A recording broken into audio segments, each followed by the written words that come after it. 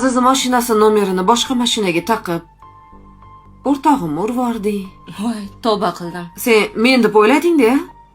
Turoningdan qaysi bet bilan meni uyimga kelding? Aziz aka, sinizchi birovni erini olgan ekan-de.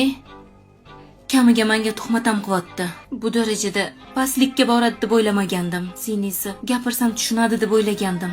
Vaziyat sinizga o'zingiz yaxshilab tushuntirib qo'yarsiz, bir-birimizni tushuna olmaymiz biz. To'xta, vaziyatni men tushuntiraman senga. Endi bu bolangni qamoqda tug'asan. Dugonamni har bitta ko'z yoshi uchun javob berasan. Bo'pti?